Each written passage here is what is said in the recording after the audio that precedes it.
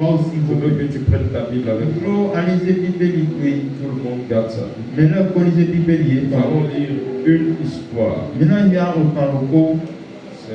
une longue lecture.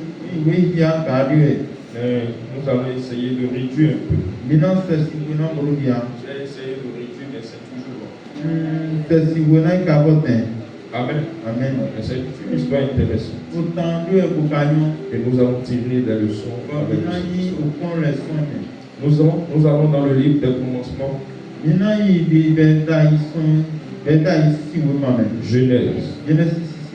Le chapitre 31. Il y a certains qui ne savent pas que c'est Genèse, le premier livre de la Bible.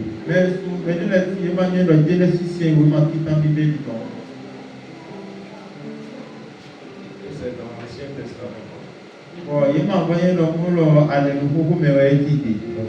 C'est le premier livre de la Bible.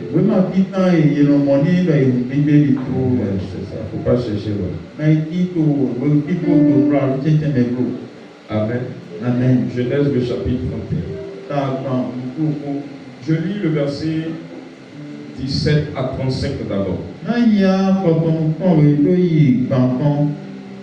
Amen. Amen. Tout le monde a sa Bible. Tu dois avoir ta Bible.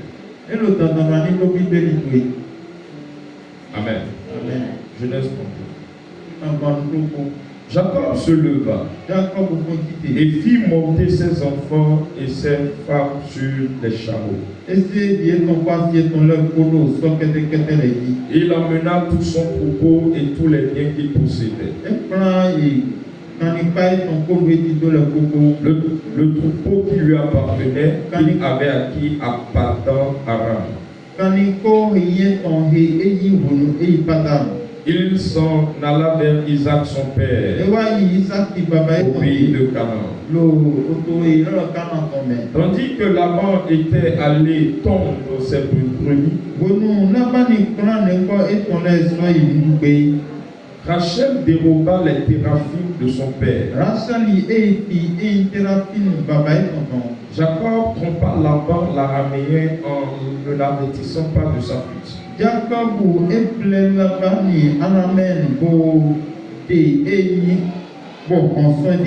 Il s'enfuit avec tout ce qui lui appartenait. Je lis le verset 22. Le troisième jour, on annonça à Laban que Jacob s'était enfui. Et il prit avec lui ses frères, le poursuivit 7 journées de marche et l'atteignit à la montagne de Galad.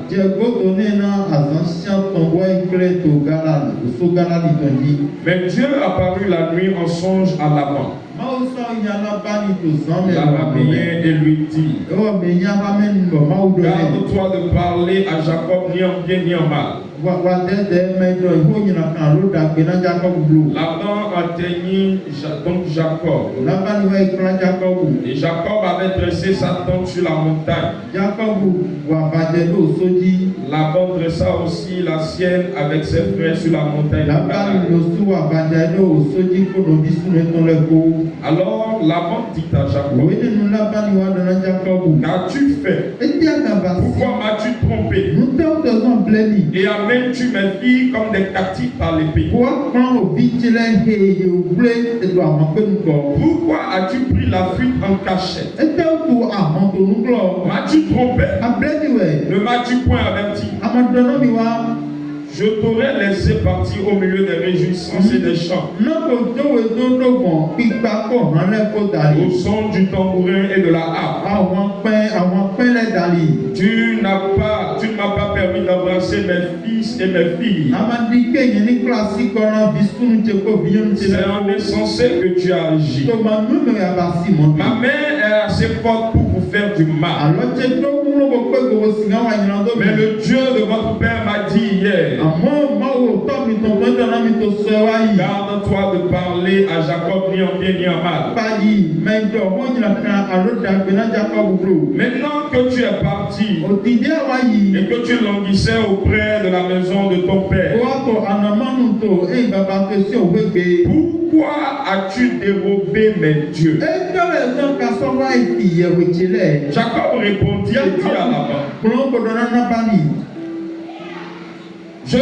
J'avais de la crainte à la pensée que tu m'enlèverais peut-être tes filles.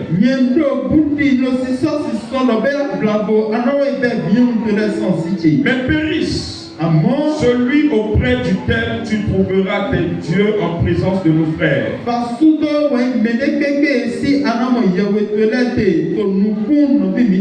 Examine ce qui t'appartient chez moi et prends-le. Jacob ne savait pas que Rachel les eut dérobés. Laban entra dans la tente de Jacob, dans la tente de Léa, dans la tente de ces deux servantes, et il ne trouva rien. Il sortit de la tente de Léa et entra dans la tente de Rachel. Rachel avait pris les téraphim et les avait mis sous le bas du chameau.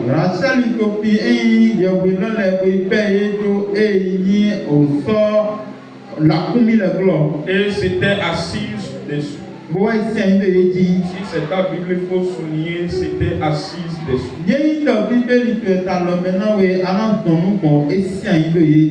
Laban fouilla toute la tente et ne trouva rien. Elle dit à son père que mon Seigneur ne se fâche point.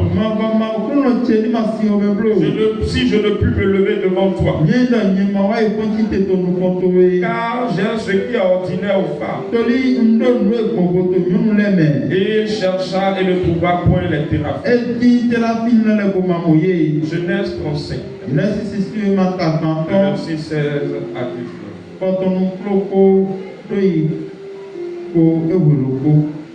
Genèse 35, 16 à 19.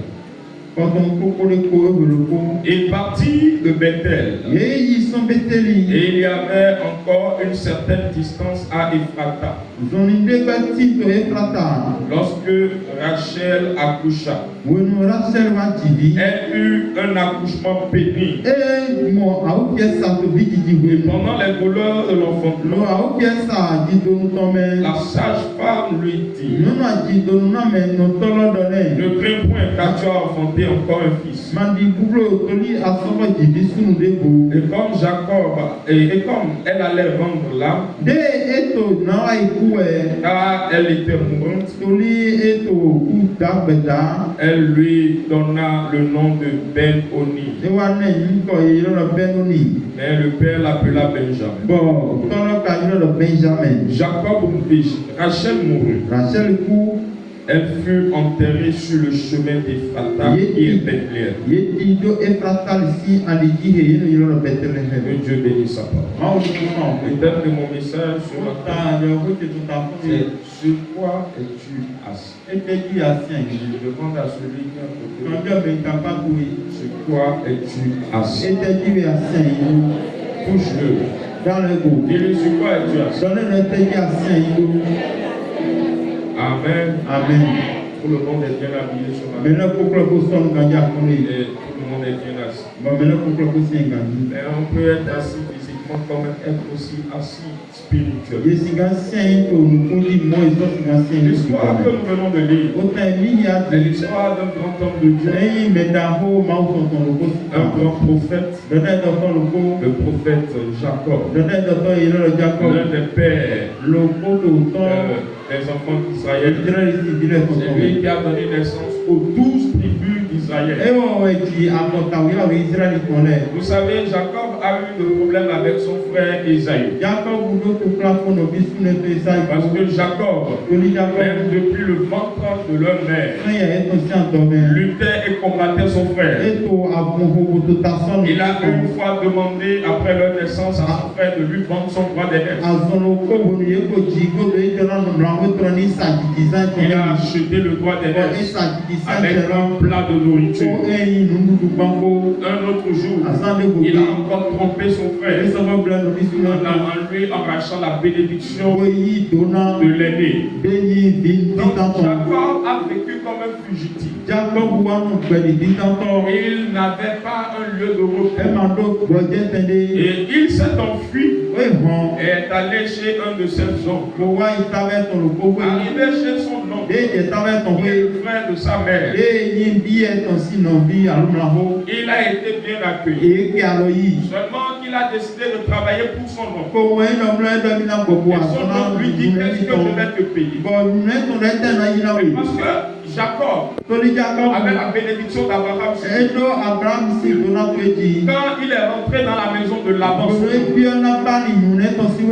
ce qu'il touchait prospérait. Quand tu es un enfant d'Abraham, tout ce que tu touches prospère. Je prie pour toi. Tout ce que tu vas toucher, tout ce que tu feras, prospérera au nom de Jésus. Amen. Amen. Et vous savez, Jacob a tellement prospéré. Mais son oncle lui a dit, si tu ne peux pas travailler pour moi en fait, tu ne peux pas travailler pour moi en fait. Veux-tu que je te paie? Et Jacob dit, je vais travailler pour toi pendant 7 ans. Et après ça, ce que je vais accumuler comme bénéfice, sera le prix de la dot pour ta fille. Rachel, que j'aime beaucoup. Et l'oncle a accepté. La Bible dit que Jacob a travaillé durement pendant 7 ans.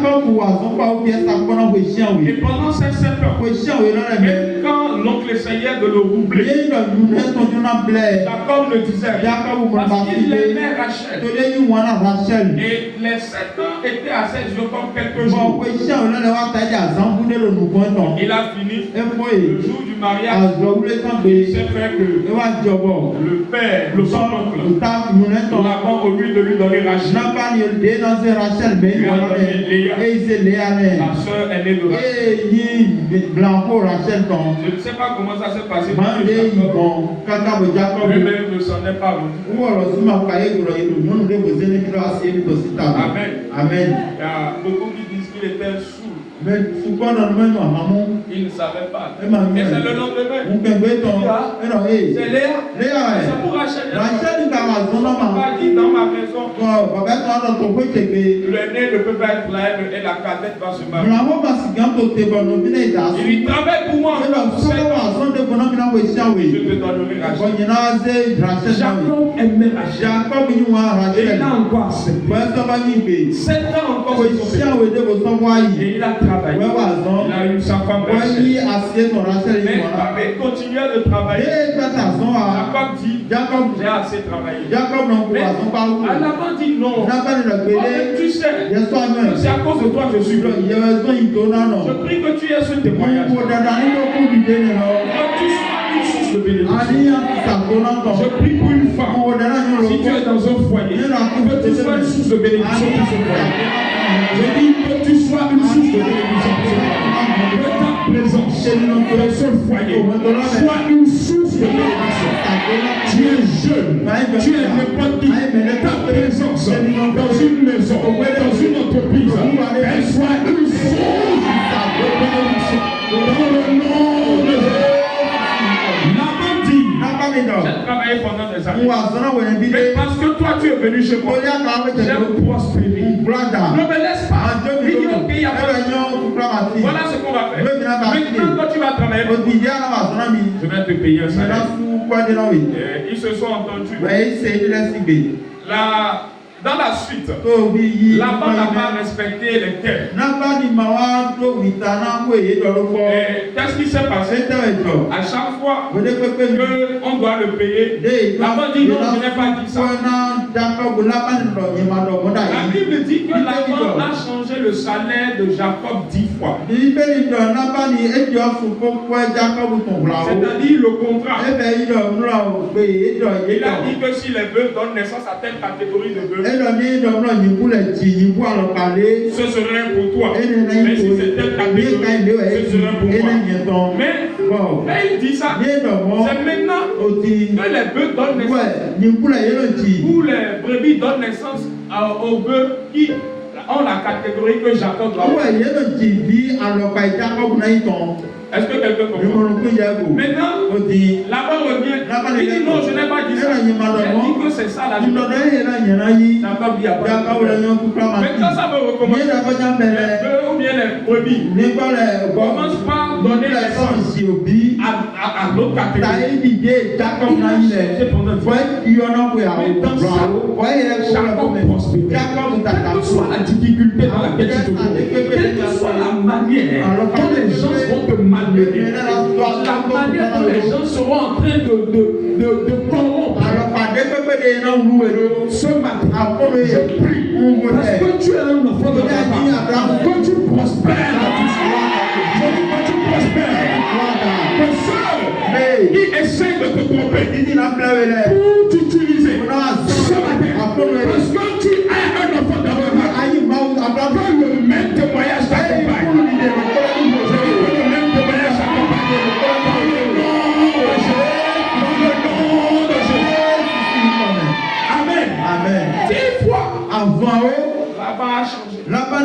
Mais c'est comme ça. La Bible dit que Jacob est devenu prospère. Tellement prospère que la jalousie est entrée en Laban. Même avec ses beaux-frères.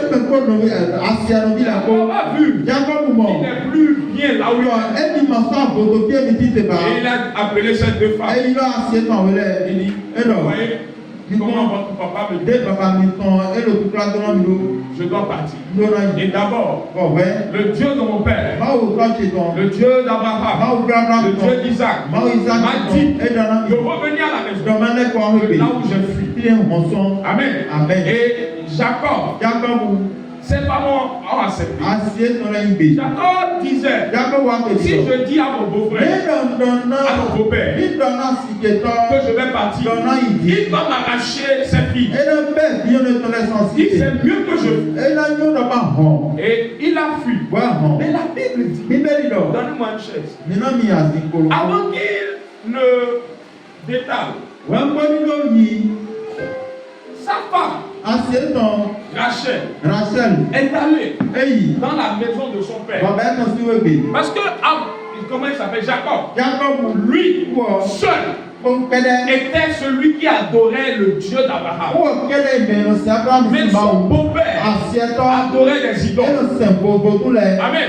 Mais parce que Jacob, lui, il adorait le Dieu d'Abraham. Lui, il prospérait. Parce que tu adores le vrai Dieu. Je prie que Dieu mette une différence. Cette prière. Là où tu n'es pas reçu, parce que tu es chrétien, parce que tu adores Dieu, et tous les autres adorent notre divinité. Je prie ce matin, à partir de ce matin, Dieu met une différence entre toi et eux. Je dis Dieu met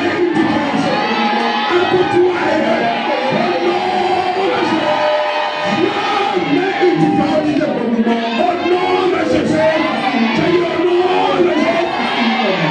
Dieu met une différence. Au nom de Jésus. Dans le nom de Jésus. Mais Rachel n'a pas vu ce que son mari, le prophète, la grâce. Jacob dit on va fuir. Mais Rachel est allée chez son père,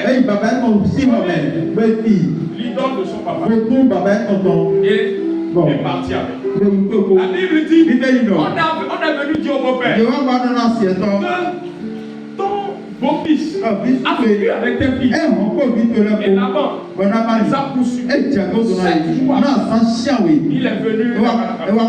Il dit Jacob, qu'est-ce que tu m'as fait? Tu sais que je suis fort. J'ai une armée. Je vais te tuer. Mais ton Dieu est venu me parler et m'a dit je ne veux pas te toucher. Je prie avant qu'il ne te touche. Que ton Dieu se révèle à lui. Je dis que ton Dieu se révèle à lui. Que ton Dieu se révèle à lui.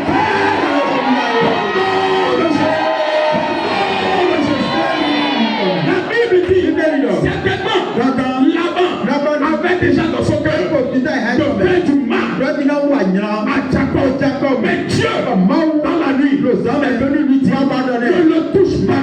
Je prie ce matin que tu reviennes et touches. Ceux qui ont joué pour toucher ce matin, pour le Dieu d'Abraham, le Dieu d'Isaac, le Dieu de Jacob, se révèle. Ce Dieu se révèle. Ce Dieu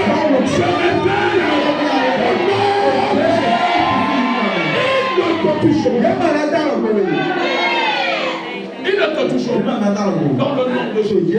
Je dis ne te toucheront pas parce que ton Dieu va se révéler. Il dit je ne vais te tuer. Mais ton Dieu.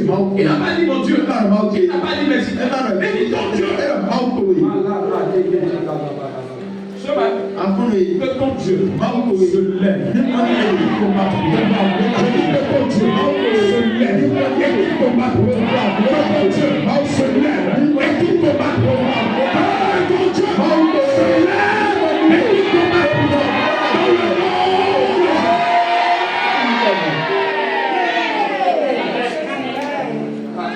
Maintenant, Laban dit Jacob, puisque tu voulais rentrer chez ton père. Et c'est la maison de ton père qui te et tu as fui. Et je devais te tuer. Et je n'ai pas pu te tuer. Pourquoi tu as volé mes idoles? Jacob dit mon père, ne te fâche pas. Je croyais que tu allais m'arracher tes mains. Si je venais te demander. Donc c'est dans la peur que j'ai fui. Il dit mais celui chez qui tu vas trouver que la personne meurt. Il dit que cette personne meurt. Rachel était là. Donc son papa demandait son idole. Mais Rachel a dit en fait, elle ne sait pas répondre. Et jusqu'à ce que son mari, qui est un homme de Dieu, dit il meurt. Quand cette personne meurt, et il rentre chez moi, où il coupe. Il dit si tu coupes une seule chose qui t'appartient, tu es libre. La Bible dit, vous savez dans l'histoire, Jacob a fait 20 ans chez Laban. Mais Laban a fouillé toute la maison de Jacob. Il n'a rien. Il était un homme intègre. Il a rentré sous la tente de Jacob. Il a fouillé, il est rentré chez Léa. Il n'a rien trouvé. Et les servantes de ses biens. Il n'a rien trouvé. Et il a rentré chez Rachel. Et il a fouillé. Rachel, qu'est-ce qu'elle a fait? La Bible dit elle a pris l'idole de son père, l'a déposé, mis les chameaux dessus. Et elle s'est assise.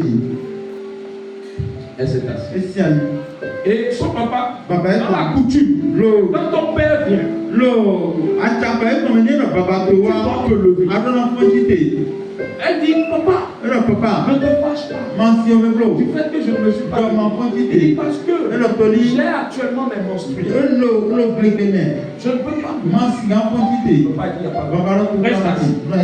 Elle s'est assise sur idoles de son père. Le papa allait chercher. Et le papa n'a rien dit. Le papa voulait partir. Et Jacob dit, mais pourquoi tu me poursuis? Pourquoi tu me fais perdre? Je t'ai servi. Maintenant tu cherches une occasion. Et quand la personne meurt, cette personne dans la suite, Rachel voulait accoucher.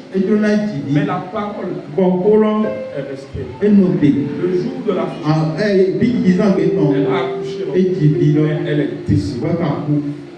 Parce qu'elle a caché de son père. Elle s'est assise. Bien sur quoi es-tu assise? Sur quoi es-tu assis? Il y a beaucoup de personnes qui sont assises sur des choses qui sont la cause de leur malédiction. Et quand tu es assis sur quelque chose, tu ne peux pas te lever et avancer. Sur quoi es-tu assis? Sur quoi es-tu assis? Quand tu touches celui qui a vu, et quand tu lui demandes, sur quoi es-tu assis?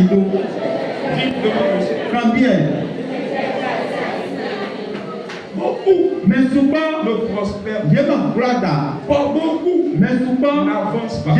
Parce qu'ils sont assis sur quelque chose. Satan les a fait asseoir sur quelque chose pour les empêcher. Et la Bible dit ils étaient en route quand Rachel est morte. Et ils ne sont pas encore venus. Mais Rachel est décédée. Elle est décédée. Elle n'a pas pu accomplir sa destinée. Parce qu'elle s'est assise sur quelque chose. Il y a beaucoup de choses qui vont asseoir. Beaucoup de choses. Dans Jean 5, la Bible parle d'un homme. J'ai souvent raconté l'histoire de cet homme. Il y a tellement de problèmes dans la vie de cet homme. La Bible dit, il est tombé malade. Il est tombé malade. Pendant combien d'années? Lisez au Jean 5, vous allez trouver. Pendant 38 ans.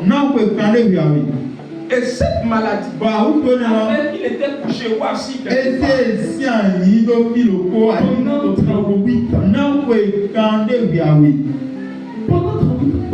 Il s'est assis. Là. Pendant combien d'années tu es assis? Pendant combien d'années? Et Jésus est venu pour le guérir. Comment est-ce qu'on peut s'asseoir?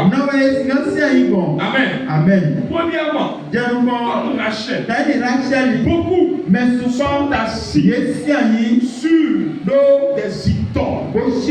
Amen. Ils viennent à l'église. Je dis littéralement des idoles. Tu peux enlever maintenant.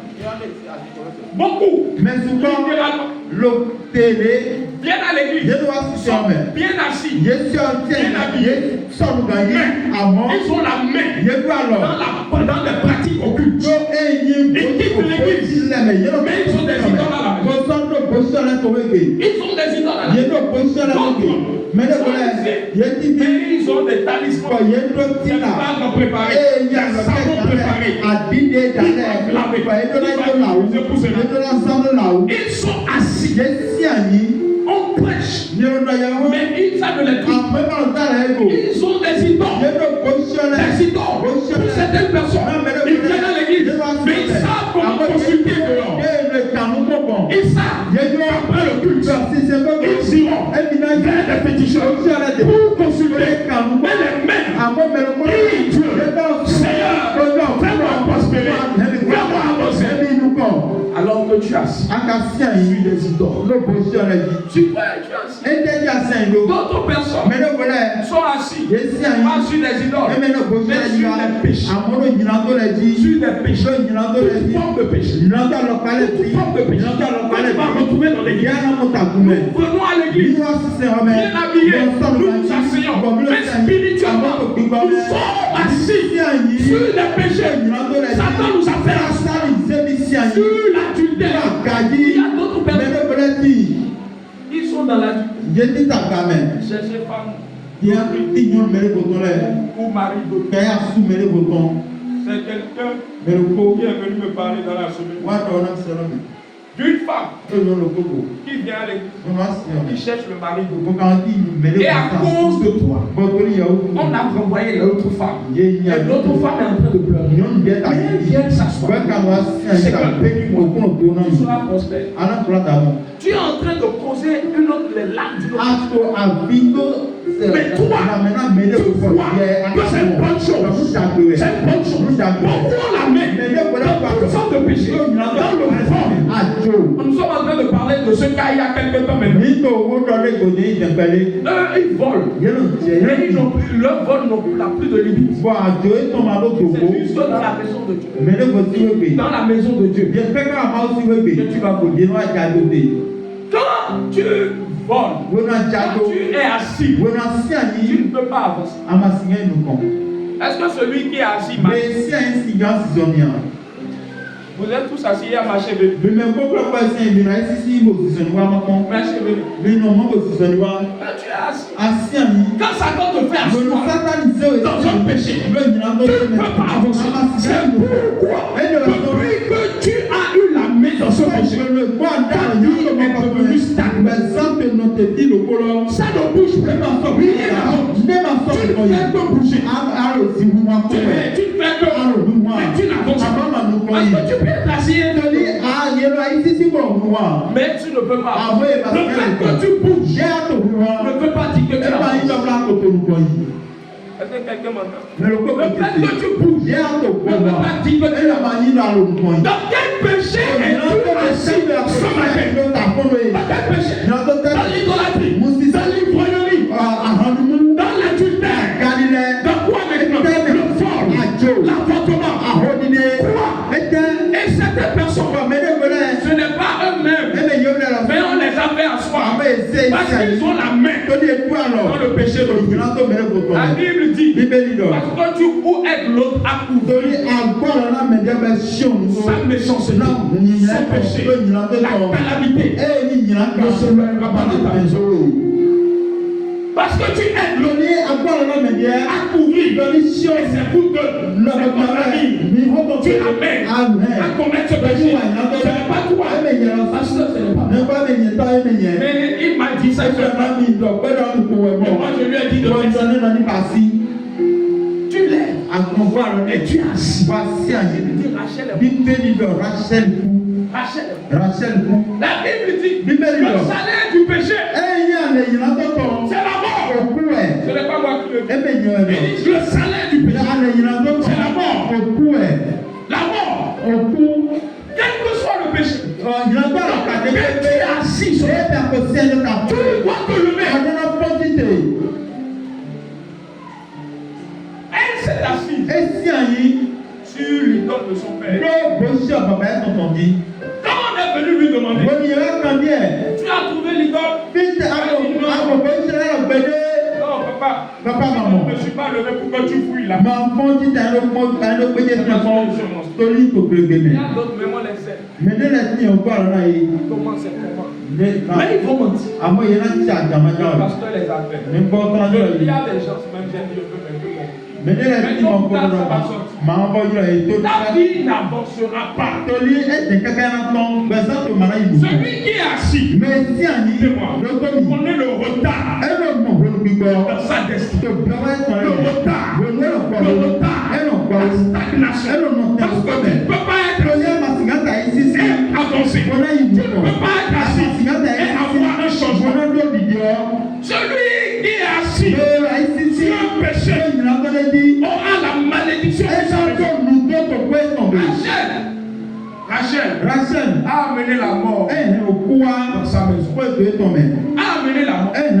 Il y a certaines personnes, parce qu'ils couvrent le péché, ils ont amené la mort dans leur propre. Tu es parent. Et tu aides ton enfant. Tu dois manger.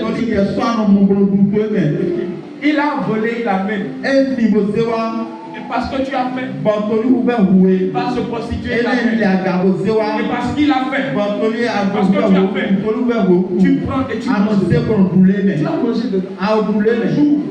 Il y a un monsieur qui m'a contacté pour que je prie pour lui. Il est à l'extérieur. Sa femme est ici. On a tout le tour ensemble ici. On est tous ensemble restés ici. Avec sa femme. À prier. Pour les portes s'ouvrent. Les portes se sont arrivées là-bas. Il a cherché notre femme. Et patati patata. En fait, les choses se sont compliquées. Moi, je le savais bien. J'étais là un jour en train de prier. Parce que quand je lui demande comment ça va, il dit ça va.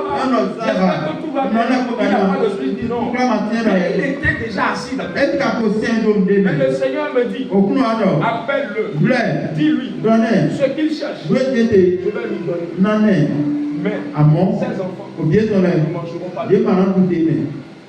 J'ai dit ça, c'est quoi ça? C'est je le comprends. La voix insistait. J'ai fait 3 jours avant de lui envoyer. Et il m'a appelé avec des larmes. Quelques jours après, enfant, premier ton, l'autre ton. Tu amènes la maladie parce que tu es assis. Tu es assis dans ce tu amènes la maladie. L'homme dont on parle de Jean, quand Jésus l'a rencontré, il dit, va, ne pêche plus. Si tu pêches, ta vie sera encore pire. Plus que les 38 ans, il y a des choses qui transportent des maladies. Des maladies dans le corps. Parce qu'ils sont assis. Sur un péché. Sont assis.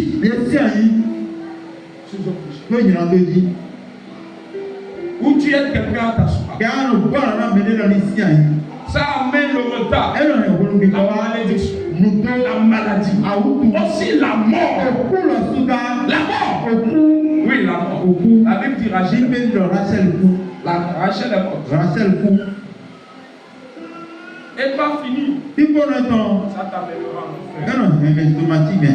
Peu importe la manière dont tu vas vivre, tu iras en enfer. Parce qu'un péché non confessé t'amène en enfer. Qu'est-ce qu'il faut faire? La solution, c'est de te lever. Amen. De te lever. Dis celui qui est à côté de toi. Dis-lui, lève-toi. Dis-lui, lève-toi de ce péché. Dis-lui, lève-toi de ce péché. Dis-lui, lève-toi de ce péché. Proverbe 28.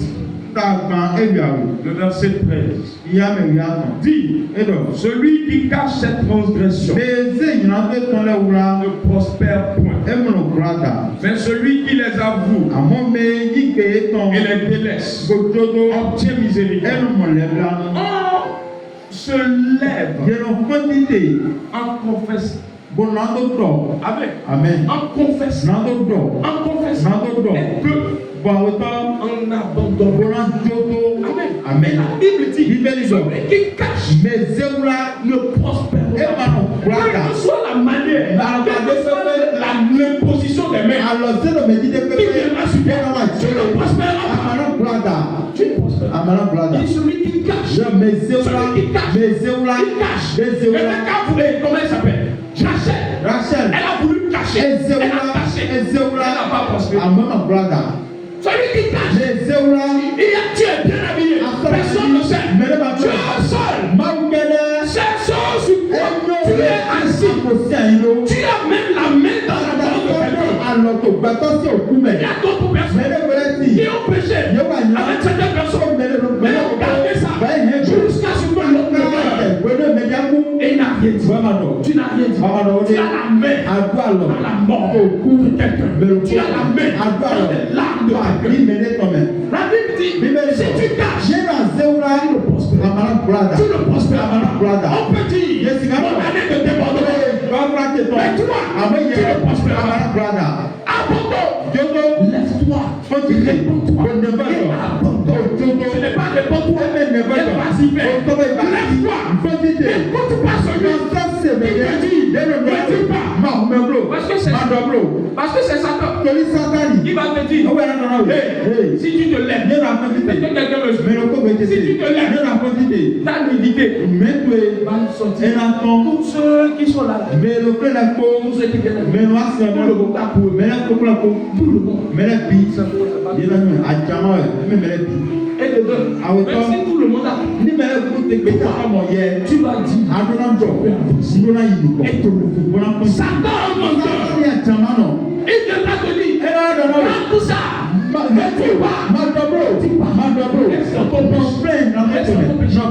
tu vas dire, viens dans l'église, les gens vont commencer à regarder bizarre.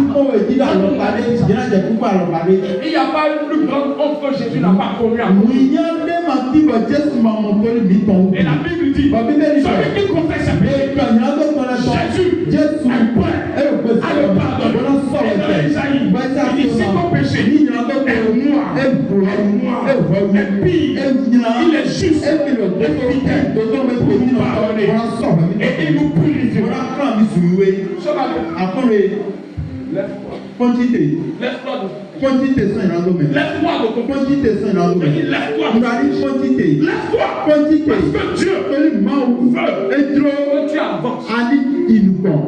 Rachel, malgré tout ce qui se passe.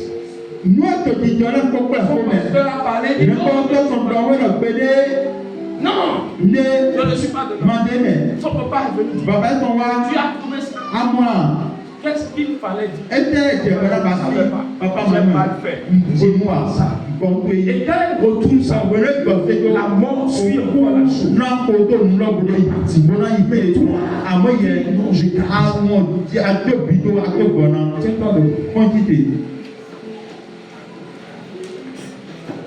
Je suis prêt à être assis. Il y a certaines chansons qui doivent venir confesser. Il doit venir confesser. Tu dois parler à Dieu. Moi, tu es assis. Toi-même, tu sais. Il y a certaines personnes qui sont à l'église. Mais diront, comment dire, femmes dehors, enfants, sans que personne. Mais dans une église, moi je suis allé. Et le Seigneur me révèle un diable. Et je dis, tes enfants, ton garçon là. Il dit non, c'est le garçon là. Il dit non, je vois un autre garçon. J'ai dit, je vois un autre garçon. Et il reste pour vous. Sa femme dit non. Il dit non, monsieur. Elle dit non. Parce que c'est il y a une petite femme il est assis sur ça. Tu es peut-être assis, toi c'est toi qui te dis c'est un petit péché. Tu le prospères. Parce que c'est une fille, c'est une chair. Pour t'attacher sur cette chair. Pour t'attacher. Après que tu restes assis là. Mais ce matin, le Seigneur veut te libérer. Le Seigneur veut te libérer. Il veut te libérer. Oui, le Seigneur veut te libérer. Tu vas élever ta voix. Dis Seigneur, pardonne-moi. Parle à Dieu. Parle à Dieu. Je dis de parler à Dieu. Ce n'est pas à moi. Parle à Dieu. Je ne sais pas ce sur quoi tu as. Et ne pense pas que c'est à cause de toi que j'ai prêché sur le sang. Parce que moi-même, quand le Seigneur est venu me donner ce message, j'ai prié. Je veux que tu parles. Tu crois et tu as le vol, le mensonge, l'adultère, la fornication, l'ivrognerie, l'idolâtrie, les bagues. Parle à Dieu. Il est temps que ta vie avance. Il est temps que tu avances. Tu es sous le toit d'un mari, mais tu couches encore avec d'autres personnes. Tu es là. Tu as commis l'avortement, personne ne sait. Personne ne sait. Le pasteur ne sait pas. Les diacres ne savent pas. C'est déjà bon. Mais le Dieu qui voit toutes choses, il voit une fourmi noire dans la nuit noire, dans une pierre noire. Il l'a vu. Il a vu. Et ce n'est pas Dieu seul. Satan aussi a vu. Comment tu couches à gauche à droite. Tu couches à gauche à droite. Comment tu vas consulter? Satan voit. Moi je ne vois pas. Mais lui il voit. Il voit. Et il t'a fait asseoir comme Rachel. Il sait que bientôt tu vas mourir. Tu vas rester dans cette pauvreté. Tu vas rester dans cette misère. Rien ne va avancer dans ta vie. Il t'a fait asseoir. Bien aimé parents, je suis venu te parler de la part de Dieu.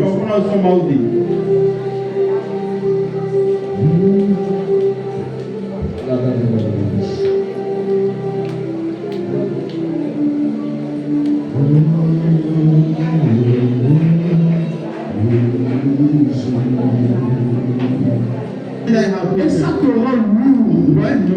Tu ne peux pas dire. Tu ne peux pas dire. Si tu dis, c'est la honte. Non, ce n'est pas la honte. C'est peut-être la honte devant les hommes. Mais le Dieu qui est fidèle va te restaurer. Il va te restaurer. Parle à Dieu. Et tu es assis à Saint-Do.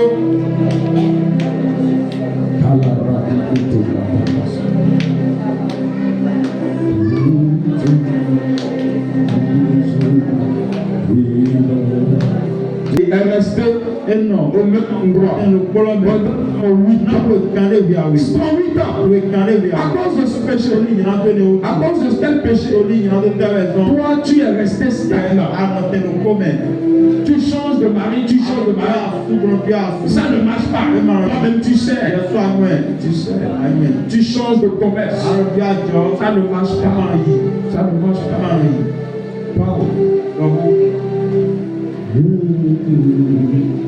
J'ai décidé d'abandonner.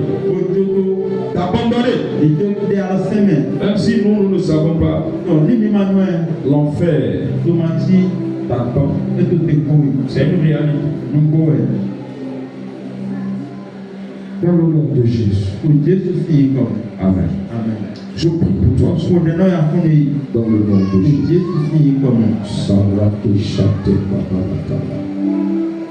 Je te dis que si tu crois, tu verras ma gloire. Tu verras ma gloire se manifester dans ta vie. Ne t'ai-je pas dit que si tu crois, tu verras ma gloire.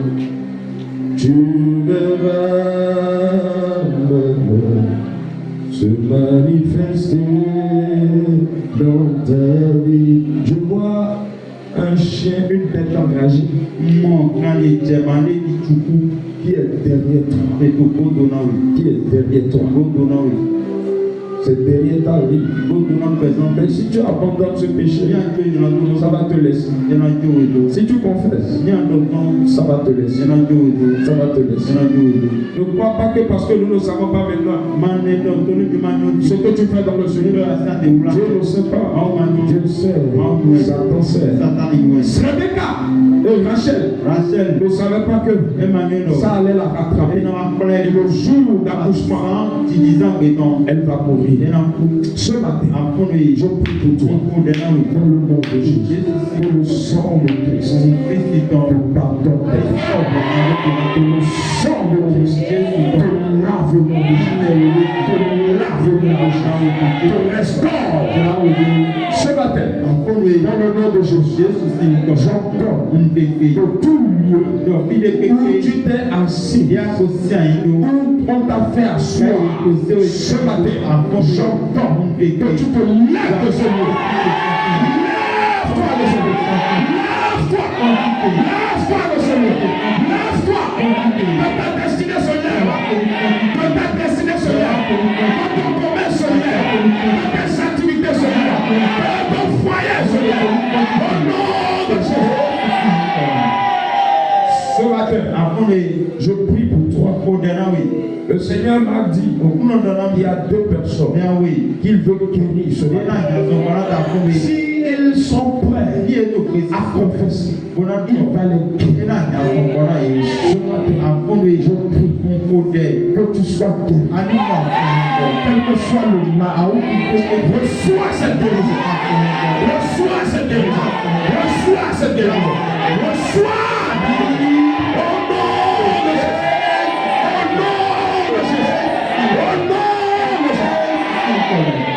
Reçois cette guérison. Je te reçois cette guérison. Je prie que la malédiction qui a frappé ta maison, tes enfants, ton mari, ta femme, à cause de ça, à cause de ce péché, ce matin, j'entends que cette malédiction s'éloigne de ta maison, s'éloigne de ta maison, s'éloigne de ta maison, au nom de Jésus. Parce que ce matin, le Seigneur t'a pardonné. Je souffle le vent de cette esprit dans ta maison. Cette malédiction n'a plus de pouvoir sur toi. N'a plus de pouvoir sur toi. Au nom de Jésus. Maintenant, tu ne sais pas, mais à cause du péché de quelqu'un, tu es sous la malédiction. Ce matin, que la miséricorde de Dieu parle dans ta faveur. Parle dans ta faveur. Que tu sois libéré.